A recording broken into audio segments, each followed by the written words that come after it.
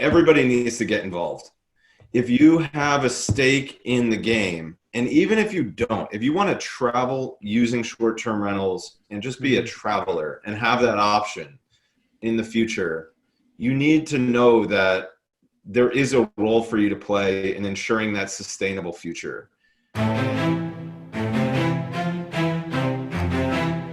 What's up, everybody? My name's Mike Sjogren, here with my co-host Emmanuel Pani. We're part of a group of specialized real estate investors you've probably never heard of. We didn't start with deep pockets or wealthy families, and we don't rely on 401ks, mutual funds, or traditional real estate investing. In fact, many of us don't even own the properties that fund our freedom. If you ask the money experts out there, they'd say what we do is impossible, yet it's happening every single day. It's happening through a new niche called short-term rentals. We are Short-Term Rental Nation, and these are our secrets. What's up, everybody? Welcome back to the Short-Term Rental Secrets podcast. I'm your host, Mike Sjogren, here with my man and brother from another Mr. Mother, Mr. Emmanuel Pani. What's going on, E? What's up, brother? How's doing? Everything, man? Are you ready for this hotel to open, or what's going on? Yeah, we've got Board of Health inspection today. Just got the electrical sign off, and we're going to get the CO, I believe, tomorrow, and then we should be good to open Monday. So we're excited, man. We're really excited. It's happening. Yeah. You have all the X's on the floor to tell people where to stand. So my wife and lovely compliance officer has gone COVID crazy all over this place. I got more hand sanitizers and signage than I don't even know. So we're looking good. That should build into the equity of the property, though. How things are going nowadays. Yeah, the amount of hand sanitizers that you guys have, you know. Yeah. I have to keep one on every desk. Right. I got like little kits everywhere. It's ridiculous, but we're good to go. We're going to stay safe and follow all the CDC compliance guidelines and keep people healthy and happy. So it'll be awesome. Yeah. How you doing? We're doing well, man. Like what's crazy about Florida as a market is that there are so many reasons people come here. Right. And what we talked about, we're starting to see is all the people from the Northeast. You know, like my dad lives in Washington, D.C. They still not allowed to go to the gym. Like gyms are still not open, right? So a lot of those people are like, okay, if this is going to continue going like this, maybe we should move to Florida and be there for longer. So we're already getting people from the Northeast coming for like 2-3 months. So it's going to be very interesting to see how that kind of changes the dynamic of our business as it's moving through. But personally, I don't mind the possibility of doing more these 2 to 3 month rentals, because the headache is just half, right? Like the turnover cost is going to be half or even less, you know what I mean? So it's, and on a passive level, it makes the business a lot more passive. So it could be good. It's still early, you know, we'll see. Yeah. So we always adapt. He who's most flexible wins, right? Like we always talk about. Exactly. Awesome. So today we've got a very special guest, a good friend of mine, and kind of an OG in the vacation rental and real estate investing space, Mr. David Krauss. Dave's been in the real estate game, Dave, since 2011, 2012? Nailed it. 2012. He got in starting flipping houses, condos, I believe, in Boston, and realized the potential of putting them on Airbnb early on. You know, this was really before things took off, and then ended up moving to Dallas, got a place down there, and everything was going great until some people threw an absolute banger of a party in his property, and he got a cease and desist letter from the city, and it triggered him to go out and co-found a company called NoiseAware, which most of you will know if you're in the short-term rental space. Amazing company. And over the last year or so, Dave went on to go and found Rent Responsibly, which is an amazing organization. I definitely want to talk about that quite a bit today. That does a lot of advocacy and outreach on behalf of us in the short-term rental industry. So without further ado, welcome to the show, Mr. David Krauss. How you doing, buddy? Woo-hoo! Excited to be here. Thank you, Michael. I met Michael. I don't know. Does anybody call you Michael? I met Mike in awesome circumstances. It was in Puerto Rico. We were just, bellying up to a bar and didn't know each other at all, but realized about 5 minutes later that we lived like 20 minutes away from each other in Massachusetts at the time. And one of the greatest humans I've ever met, knows so much about so much, but he's been a mentor of mine. And I think anybody listening to this podcast, just follow Mike and you'll be fine. Dude, you're gonna make That's me my blush. Amen to That's my that. motto. Yeah. My motto. Follow Mike would- and you'll be fine. We should make a t-shirt. That should be one of the t-shirts from the STR Secret podcast. It should be follow Mike and you'll be fine. So that's awesome. I mean, and I remember that happening, right? Like I remember Mike talking about NoiseAware and then coming to that event and be like, I actually met the fucking guy from NoiseAware. And he's like, he's from Boston. I'm like, oh shit. And it's a Boston thing. Like as soon as you guys kind of find each other, it's just like glue.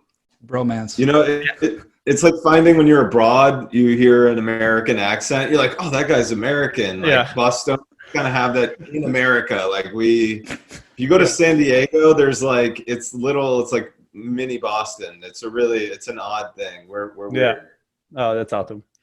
That's awesome. So Dave, you want to take us back to, I know I gave kind of a high level overview, but I guess, kind of give your overall rundown of what triggered you to even think about, getting into short-term rentals, right? Because you were flipping some properties and doing some rentals. What kind of gave you the thought of, Airbnbs? Yeah. So basically, I'm a typical story in that this kind of idea of an accidental rentalpreneur. Those words they never really were around that I had ever heard, even till the last 5 years. I guess I was lucky enough to have that mentality of when I was 27. It was actually 2011. I might be off, but something like that.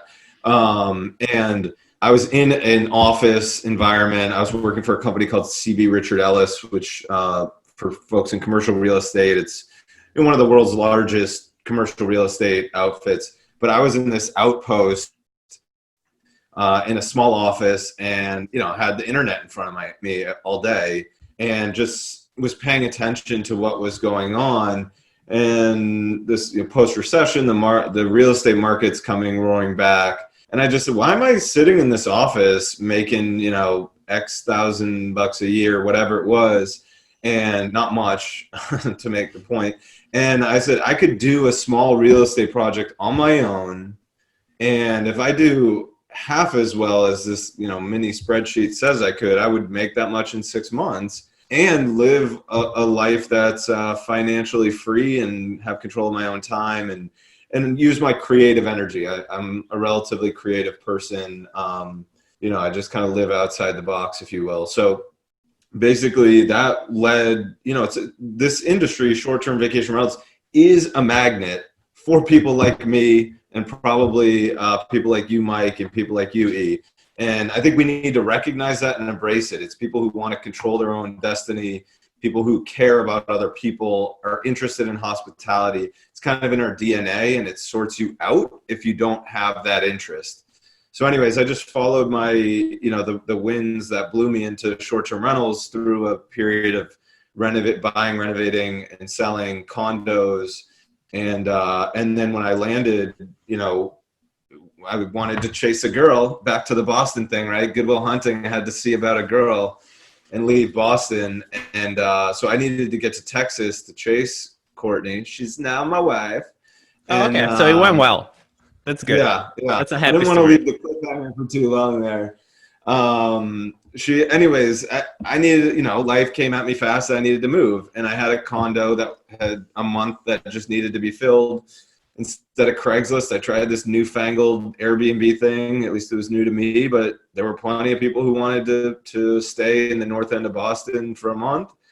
And we brought a couple groups through, but I had this amazing interaction with them where they're telling me about, I remember this French couple that we were visiting their daughter who were in college. And anyways, you just kind of realize, oh my gosh, I'm like having this French, cultural exchange in my own front, in the foyer as I pass the keys to this new group, and cool, get a couple extra bucks and I'm on my way to Texas. So by the time I got to Texas, I was hooked, and I wanted to be, the short-term rental king of Dallas, and made it all the way to a couple of units before, as Mike alluded to, somebody blew up my spot real bad through a mini Coachella rager. I think it was SMU students. So I someday have to thank SMU students for setting me on another journey into more of a tech startup world where you just need the tools and the tricks and the processes and the software to mitigate risk. You can't ignore the fact that you are responsible for your short-term rental environment that you have created and facilitated as it pertains to your neighbors, the city, and the safety of the people in that home. That is your responsibility as the owner, host, or manager, and all of the above. And so NoiseAware was born out of that. It gives you rapid awareness of problems. Mike, I'm sure, could speak eloquently about it as he's used it for years. And full disclosure, Mike has been my manager of short-term rentals for a long time now. So I not only do I endorse Mike, I have partnered with him to work on projects. And last thing I'll say is Rent Responsibly, I'm sure we'll get into it a little bit more, is an outgrowth of this idea that NoiseAware solves a very, 1 + 1 = 2 solution. It's a very direct, if this, then that type of product. Rent Responsibly is about as complex of a organization with as complex of a mission and complex of a solution. And we try to make those complexities very simple by saying it's our responsibility to make sure that everything goes well in these stays. And out of that responsibility ownership, we have developed a lot of programs, a lot of partnerships, and we can get into that later. But we're trying to solve big problems here, and we have big problems. And some of them, as E alluded to, in Florida, I was working on getting Florida reopened.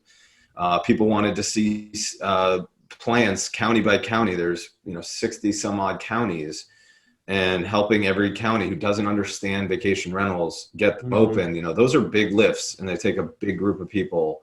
I'm proud to be a part of that. Yeah, and on that. What is funny is I want to bring up, as you kind of gave your intro, 2 things. One was I've been in this business since 2010. So I started 2010. I used to work for a guy that had a bunch of vacation rentals. They were even called like short-term rentals back in the day. They were just seasonal rentals, right? Mm-hmm. And what's amazing is how good the industry has gotten in like automizing, right? Because when I started, my guy was an older Israeli guy that did everything with an Excel spreadsheet and with a Word document with template emails to send responses to, right? And then when Mike got in the game, and I learned from him, so I did that for years, right? And even as the technology kind of came along, I paid no attention. And then there was people like you that started with the NoiseAware, then there's the Smart B&B and all this other stuff. And that's the beauty of when a good industry starts growing, there is all these other ramifications of what can happen, right? So as long as you think outside the box, you can create other things that kind of help it. The other thing that is great that you guys are doing with Rent Responsibly is exactly what you said just now, right? I brought this point up to Mike. I'm like, I don't understand how hotels that share lobby, elevators, common areas, restaurants, and everything else are allowed to operate during COVID, where my apartments, they're individual doors. So you just walk in, you have a full-size kitchen, a full-size washer and dryer. So you technically never have to leave the place. You can get groceries delivered in. We don't share AC or anything like that. How are we not allowed to be open? And my conspiracy theory head went to like, well, we don't have a fucking lobby and hotels do, right? So it's so important that you are doing what it is that you're doing. And as a seasoned host, I am really, really grateful that your outside of the box kind of head that brought us NoiseAware is bringing us Rent Responsibly now. Because it's so important. Yeah, it's huge. It's absolutely huge. So one of the things I know about you, Dave, is just like you are amazing with people and you have a huge network and you're deeply connected in this industry. So one of the things I wanted to talk about with you specifically was, what is the feedback that you're getting right now is, hopefully we're kind of on the tail end of this COVID pandemic, at least from a shutdown standpoint, more and more states and counties are opening. What's kind of been the pulse that you've been getting, particularly around the US right now from hosts? Sure. Before I go into that, Mike, and I really do want to go into that. Thank you thank you for saying, you know, you appreciate the work we're doing. I will say this, everybody needs to get involved. If you have a stake in the game, and even if you don't, if you want to travel using short-term rentals and just be a traveler and have that option in the future, you need to know that there is a role for you to play in ensuring that sustainable future. And the, you know, ethos at Rent Responsibly is we don't do anything that is not sustainable or has a line of sight to becoming sustainable. And that is for the whole industry. So to E's point, when we started NoiseAware, and before that, when I started being, you know, welcoming the first guest, there weren't the automated lock solutions. There weren't the property management software systems. There weren't the guest vetting tools like AutoHost they're fantastic. They're coming out now. NoiseAware didn't exist. Cleaning apps, you know, Instant Book didn't exist. All these things just came to be through innovation in the marketplace and innovation adjacent to the marketplace, kind of piggyback companies solving small problems. We're now in the moment where those tools exist. But I hold no, I apologize every day for the people who have had to kind of experience the problems before these solutions existed that had to then develop the problems. But the world around us has a very negative perception of short-term rentals. But that's because the first 10 years of growing pains caused a lot of pains. And so we're on the warpath of telling the new narrative, which is short-term rentals should be a net huge positive to every community for a sustainable and forever future. And that's the message that we need to get out there. And it has everything to do with taking ownership and responsibility for everything that happens in our ecosystem. So soapbox over. But that is, I'll be saying that for the next 5 years, and unless nobody wants to listen anymore or the problems are solved. Yeah. I think that's the message. Okay, with that, Mike, to your question about what are we hearing in the marketplace, I pulled some statistics together, and I think most people may have heard these anecdotally, but the actual numbers really help tell the story. So COVID hits, where, you know, the whole industry is flying relatively high, and the growth has been incredible over the last decade. And what we're seeing right now is this massive, almost display of flexibility. So if you think of short-term rentals as an operating system for a property, a long-term building has an operating system where you're typically operating on 12-month cycles, and your rent rolls, you know, maybe with some flexibility, it's kind of 6 to 18-month rent rolls. But short-term rentals have this massive flexibility built in. And so COVID hits, and immediately you see everybody adjust in a way, like almost like a magnet switches polarity. And folks just start facilitating and accommodating the actual demand that comes out of COVID-19, which is essential workers not wanting to go home. Essential workers like nurses and doctors having to be relocated, but they need to be there for 3 weeks, 6 weeks. And so they need medium-term accommodations. You see just stranded students kicked off campus, international travelers nowhere to go. People don't want to go home to grandma, so they find a vacant furnished opportunity. And I, as a host, experienced that too. Mike, I know you did too. E, I imagine you did too. But we studied that. 49% of people who were hosts through that period took in somebody who was essential or COVID related. That's unbelievable. Before that, it was zero. It couldn't have been, right? Half the industry on a dime started accommodating these essential travelers. So what does that mean? We're an essential service provider to our communities. Hard stop. That's one thing. That's a big statistic. Two, we don't do short-term rentals right now for the most part. We do long-term rentals in our world, which is, you know, a week or more. You know, sorry, that's a bad. Let's just call it medium-term rentals. These words don't really have much weight, but the statistics do. The average stay was 3.7 nights. 6 weeks into COVID, 6.4, virtually doubled. Don't do the math; it's less, but somewhere close to doubling. And that alone, that statistic 3.4 never jumped more than 0.1% in a month.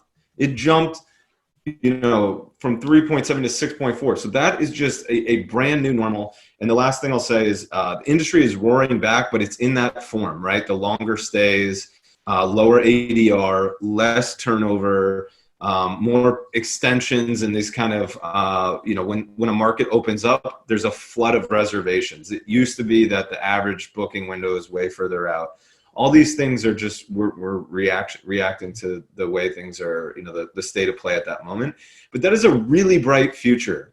We should be standing with pride that we helped our communities through COVID-19. And I have a ton more statistics, and I could go on and on, but I want to shut up. Mike, what up? What's next? Yeah, no, you were spot on. I know Ian and I did a podcast a couple weeks ago on like lessons learned from COVID. And one of the things that we talked about that our mentor taught us was he who is most flexible wins, right? So before, my average stay was just like you said, it was 3 nights. Okay. And then once this whole thing hit, it was like, okay, boom, I need to, instead of just throwing my hands up and playing victim, like, oh no, like this whole thing's going on. It's like, okay, cool. Who can I serve? Like you said, it was nurses, stranded travelers, people that needed to self-quarantine. We had an international traveler who was literally stranded for 2.5 months in one of our properties. And yeah, like we gave him a good deal because I wasn't going to be a jerk and just, capitalize like a savage on the opportunity. But still, it totally shifted who we were renting to. Now, over the last 2 weeks, as things are starting to open back up, to your point, we went from having a couple inquiries a week to I just had 12 inquiries overnight for one property, right? Like people are so anxious to get out of the house. Mm-hmm. And I see, and I actually just saw an article on Bloomberg on this that confirmed what my thoughts were, but I foresee a lot of people doing long weekends and getaways somewhere within a driving distance. Like a lot of people are still cautious to get on a plane, but they're anxious to get out of the house and they're like, I just need to get out. I need a weekend away. I need to just get some fresh air. And I see that taking off pretty heavily through the summer, which is quite frankly, perfect timing. So that's all I had on that. Yeah. And I think the other thing that it wasn't said, but is the reality of our business is that in the flexibility, there is also a human element that is missing in the hospitality business, right? Up until now, which is like, we are people renting to people. We're not a corporation renting to people like a hotel, right? So there is the human element that makes a difference, right? There is the hospitality element that you kind of touched on earlier, which is like a lot of hosts, myself included, take a huge amount of pride in hosting people. And like to me, and this is what I tell my team all the time, we have such a huge responsibility to our travelers because they saved money for God knows how long to come on this vacation, and they chose us. So there's a huge element of pride in what it is that we're doing. And we can level with people on a human-to-human level that is completely obsolete in the hospitality business, or was completely obsolete in the hospitality business up until now, right? I went to Pennsylvania a month ago, and on the way up from Florida, we had to stop at a hotel. Their occupancy was, I think the girl said like 20%. So me being the businessman that I am, I'm like, okay, so like, what can you do on this rate for me, right? And literally, she gave me $10 off on a 20% occupied thing, because there was no human. She's like, this is what corporate allows me to do, right? So that's something that like people should be mindful of, is that when you choose Airbnbs, you're not helping the Hilton chain or the Marriott chain or whatever the fuck it is to grow. Most of the times you're helping little guys, right? Little guys like us, the little guy that has, we interviewed somebody last week. He has one property. He's making 3 times his rents thanks to Airbnb. That's who you're helping. And it's so important. I couldn't agree more. I mean, I look no further than myself, right? I've now started 3 businesses in this ecosystem. There's probably, I had 30 to 40 people who are gainfully employed because of those small businesses that otherwise wouldn't exist. And beyond that, the ripple effect downstream, the taxes generated, the ability to renovate the properties and keep them in good condition because there's a positive cash flow. I mean, this is the most democratic, and I'm not talking about politically democratic. I'm just talking about, the word as in, if you want to democratize travel, this is what it looks like. It gives everybody an equal opportunity to provide that exceptional experience to somebody else in a way that it has all the good and we can minimize the bad. One of the goods that you alluded to, and this is something, again, that I will never stop saying, is that do you want the money that person who is going to come to your town and stay in your place, do you want their hard-earned travel dollar to be injected into the community of small businesses, the local coffee shops, the local restaurants, or do you want it to stay within the four walls of a big box, flagship hotel, where that dollar then gets siphoned back effectively to Wall Street? And I hate to make this like a Main Street, Wall Street thing, but it's unconscionable that community will want that dollar to just flood out and create a system where we're flooding as much out of the community as possible. And there's a balance. Under 3 nights, I personally stay in hotels. I just think it's easier and simpler. If I have under 3 people, it's usually easier and simpler. If it's over 3 nights and over 3 people, bar none, I want a house. And the dollar per night, the amount we spend outside that hotel in the community, we've studied these things. It is how communities can come back and bounce back from COVID. We're in a massive economic hurt box right now. And the only way out is smart policy that enables, the money that is going to come into a community to stay in that community, cycle through, and make up that wage gap. There's a lot of unemployment. I mean, the benefits go on and on. If we can solve the problems, take responsibility, and help our regulators understand our industry, and that requires getting involved. So, that's why I'm sitting in the chair I'm in. Can you talk a little bit more about like the inner workings of Rent Responsibly and what the day-to-day and like kind of more holistic look of like what, yourself and Alexa and the team do? Sure. So, and I'll tell you, I'm going to frame this as assuming somebody is listening to this that has never heard of Rent Responsibly, and I don't blame you. We're new. We're trying to get more people aware, so you haven't missed anything yet. But if you're hearing about Rent Responsibly now, this is what we do. So when we created Rent Responsibly, we had 4 pillars. There's advocate, celebrate, educate, and collaborate. So everything we do falls into one of those buckets. We advocate for the short-term vacation rental industry and the people within it, all stakeholders, not just hosts, owners, and managers.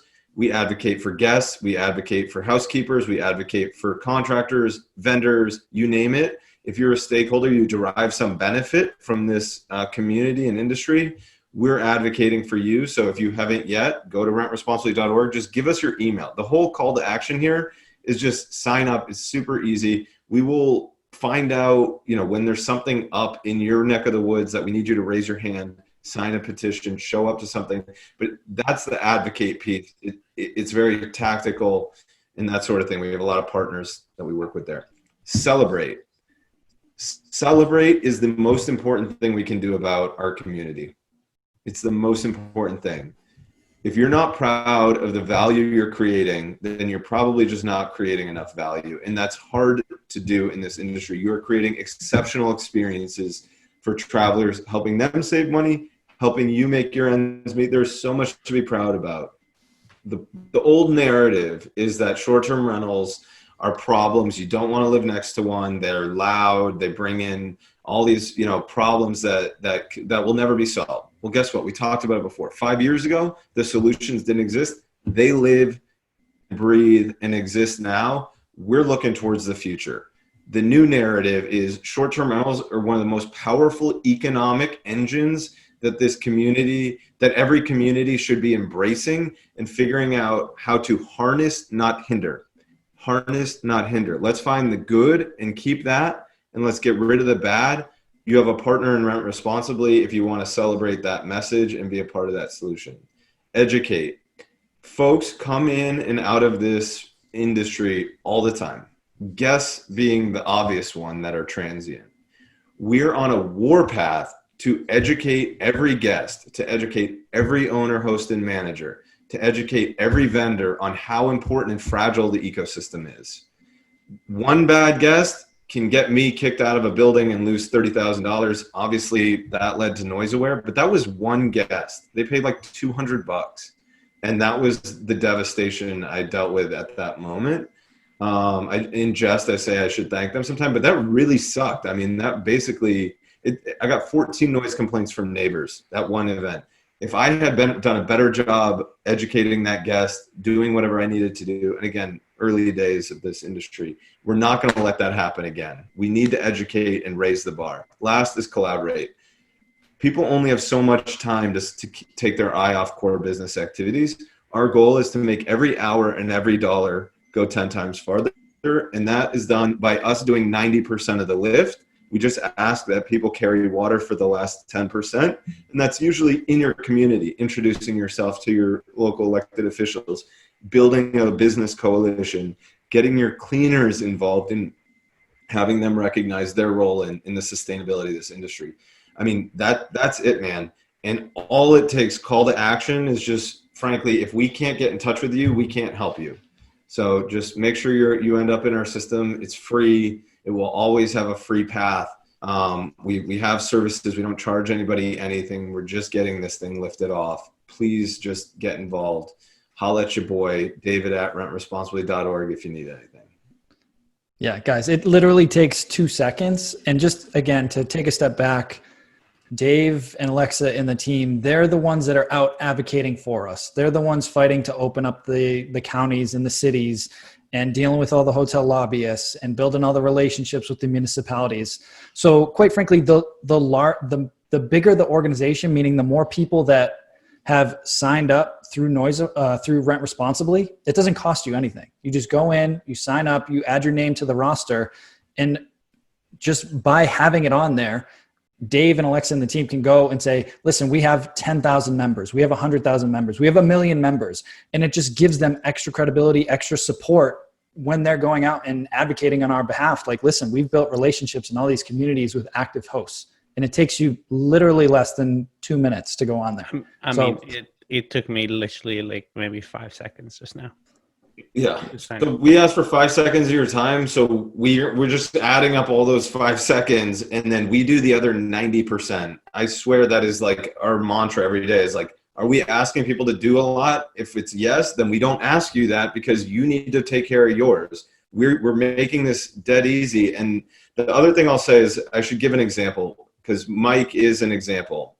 So one thing we started, and this is where Rent Responsibly started, was I was like, the narrative is so effed up. If we get into City Hall and there's this battle between, I hate the word NIMBY because it's like, not in my backyard. It's like, well, look, I wouldn't want a shitty short-term rental as a neighbor either. So I don't think those people are unreasonable. I think that they've just had bad experiences. We got to look towards the future, and the sustainable industry we're building is not any of the things that people complain about historically, because we've solved those problems and we're going to continue to solve the next problems. That said, it's people like Mike and others that we have profiled. So Alexa's background is as a journalist. She is one of the best writers I have ever read. Her and Peter Baker from the New York Times are my favorite writers I've ever read. They write like poetry, but it's prose. I don't get it. It's amazing. I just love reading her stuff. And the first project we did was called Humans of Short-Term Rentals. If anybody has heard of Humans of New York, it's this really, really cool, I think it was an Instagram handle at the beginning, but it's just this snapshot of somebody's life. You kind of catch them in the middle of their daily life, profile them, project it out, and people are like, God, that's awesome. Yeah, so we did a profile on Mike. We've done about 25, 30 others. We're doing 4 a month. We're stepping it up to 8 profiles a month. I think every community should have at least one person in their community profiled, so the rest of the world has a face to put on who we are, what we do, what we care about, how we benefit, and how we benefit others. If we can do that, we'll be lifting up everybody with us. And so check out our Humans of Short-Term Rentals profiles. That is awesome. That gave me goosebumps. And I think it's also very fitting.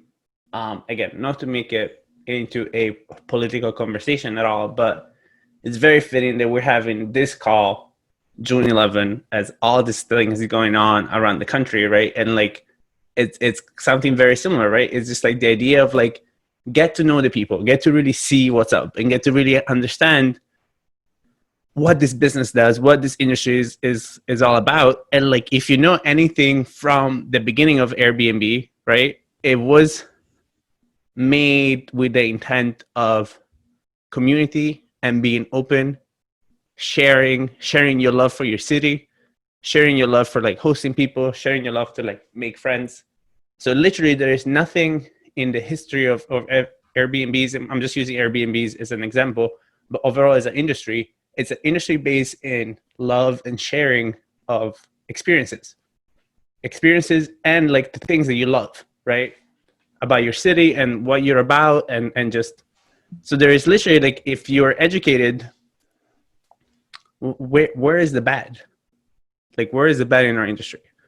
We pay taxes, a shit ton of taxes. We help out contractors, subcontractors, cleaning people. And again, those are usually all small people, right? Like even the cleaning people, you usually don't hire a huge cleaning company. You end up having the one lady or the two ladies that come and help you out. And you're just making such a difference in everybody's life. I didn't realize how many people we like employed, like contractors, until we did that interview with Alexa. And she was like, so how, and I was like doing out the math. It was crazy. It was like 30, somewhere between 30 and 40 people that have been working for us across our portfolio. And I was like, wow, like that was, I never thought about it that way, of like all the people that I was like putting food on their table because they were working like through this business. It kind of blew my mind. I had never really looked at it that way. And it was just very eye-opening, but go ahead. I do have something there. There's, I don't mean to be the like nerdy statistics guy, but at the end of the day, we've asked, people say there's about, on average per unit, 4 people who derive some sort of consistent compensation. So your housekeeper, your owner, host, or manager, on down the line, there's about 4 to 1 on every single short-term rental. So do the math. I mean, that's, you're climbing towards 10 million people in this country alone. On top of that, on our survey, so we also traffic in a lot of data, because data helps people understand the bigger picture, not just the anecdotes and the stories, but combined, that's very powerful. We did a survey of 1,400 owners, hosts, and managers in the middle of COVID, because we realized we had all these stories of people hosting the nurse, but what were the statistics? So I mentioned that 50% or 49% took in somebody related. We also asked to get a sense of how, are these big businesses or small businesses? 89% of people have between 1 and 5 units. 89%. Where is the big corporate overlords that people like to talk about in this industry? They just don't exist. They just don't exist. Or if they do, it's a fraction. And it's us. It's I have one property. This is who we are. And so we're making ends meet. I mean, this is where the economy is going. You could look at every trend, and it's unbelievable. It's worth protecting. I love that. Absolutely love that. So the last thing that we usually ask, Dave, and I'd love to get your perspective because you've been through so many different gamuts of this industry, is what's your one secret or best piece of advice that you would give to somebody either getting started or scaling up in this business? Have a plan. So I think what most people realize is that it sounds like easy money, or it sounds relatively easy up front. The concept is not very complex. You list your property, you take the pictures, do all the listing, and then it's an if you build it, they will come, field of dreams concept. That is true. It's an efficient marketplace. But guess what? The world around you is not along for the ride and doesn't want to be along for the ride if you haven't thought about, what ifs. And the what ifs aren't always like, for me, a party happened. Okay, got it. That's a corner case. 1 out of every 200 nights results in a noise nuisance issue. Got it. That's not a high likelihood. But guess what is a high likelihood? Running out of toilet paper. Somebody gets locked out. What if, the power goes down? Things that just happen in every home all the time. The smoke detector has a beep. You need to be able to respond to stuff proactively. I think that's where we need to get to as an industry and a community, is being 100% self-reliant and self-responsibility in a contained way. So I'm not saying go get all the gadgets and get all the technology, but if you haven't at least thought about it and at the least written down your plan for what if I need somebody to go physically to that property and I'm on the other side of the country. That's why I have Mike Sjogren as my manager. He's got a system that works. It's 24 hours a day, and I have peace of mind. So get yourself to a peace of mind after thinking about things that might disturb your peace of mind, and then you're being, gosh bless you, responsible, and that's all it takes. The other thing too, Mike, that I try not to ever not talk about is the Ford Model T. Yeah, please because do. this just I was a history major. And I'm sure 99% of the people who are listening right now would say, oh yeah, Ford Model T, 1908. You can have any color you want as long as it's black, Henry Ford. That's like the Redux, everybody, and an assembly line, modern manufacturing. Well, guess what? This same thing that happened with the automobile is what we're going to see happen with short-term and vacation rentals. And that is a very, very simple sequence of events. First, you have the disruption of Ford Model Ts going on the road. Roads were built for horses and buggies. All of a sudden, you have this big disruption. It took about 20 years from 1908 to the mid-20s till you had standardized things like speed limits, crosswalks, jaywalking laws, drunk driving laws. And then not till the 1950s with the highway safety regulation did the safety come way down. By the 1990s, safety, driving your automobile is 90% safer. So it took from the 20s to the 90s, 70 years to get to the world we know. Seatbelts, airbags. The friggin' car out there, a Tesla, can basically drive itself. It has that mode already. Think about where we got from Ford Model T to the Tesla. Guess what? We have 3 years to do that with short-term vacation rentals. We are out of the 1920s with the vacation rentals, but we need to get from the 20s to the 90s. We need to do 70 years in 3 years to the point where it's 90% safer, and that is the mission. It's been done once before, and we're going to do it again. And if America and all the rest of the people who embrace the short-term rental community, they're going to see the same lift, the same economic self-empowerment lift that the automobile did, because this is travel and it's exploration and it's human nature. We're just harnessing what's good. That's all it is. We're adjusting our sails to the prevailing winds. Got to get where we need to go. You, baby. I think that was pretty good, wasn't it, Mike? That was one of my better ones. I usually trail off. I love that. That was awesome. I met in Puerto Rico a little over a year ago.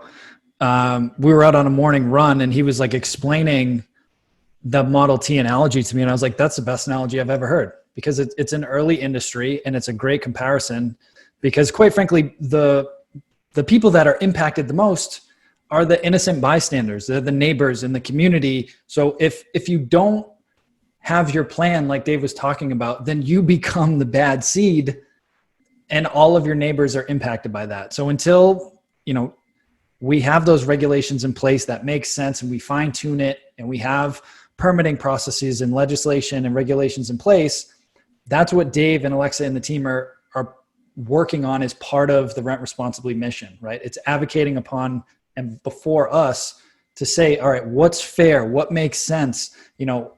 What is sustainable? Okay. Cause quite frankly, a lot of jurisdictions, they come out with stuff and I'm like, how could you ever police that? It's just not sustainable. Right. So huge shout out to these guys, because the work that they're doing, Like I told Dave probably 6 months ago when we were in Dallas, I was like, if you have the weight of the industry on your shoulders, my friend. And I told him that point blank. I was like, when you get up in the morning, whether you are motivated or not, always think of the community, because if you don't do your job, all of our businesses could crumble to regulations in the future. And he has a huge weight on his shoulders and he wears it with pride. And he's one of the best speakers I've ever seen. If you guys catch him at a conference, he's lights out on the stage and he just has that charisma about him. And in my opinion, he is the perfect leader for this industry, quite frankly, to help go out and advocate. So again, huge shout out to you. Thank you for coming on, man. I really appreciate you. And yeah, Dave, value our friendship. Such a pleasure. I mean, I heard a lot about you since this famous vacation that you guys took. And I didn't know if it was the Boston thing or if it was actually real, but it is real. You know what I mean? And I, as a seasoned host, I am very grateful that you decided to do what it is that you're doing. And I look forward to supporting you in whatever way I can from my perspective. And then just to remind people, Dave is at Rent Responsibly. Your email, Dave, was Krauss at rentresponsibly.com. David at rentresponsibly.org. .org. So if you want to reach out to him or you have something that you want to talk to his team about, again, the website is super easy, very, very clean. It literally takes you 1 second to register. And I think the least that we can do as hosts is to take a stand with somebody that is taking a stand for us as hosts. Because when does that happen in life, right? Like all Dave is asking for is for you to get up and just say, I too am part of this movement, right?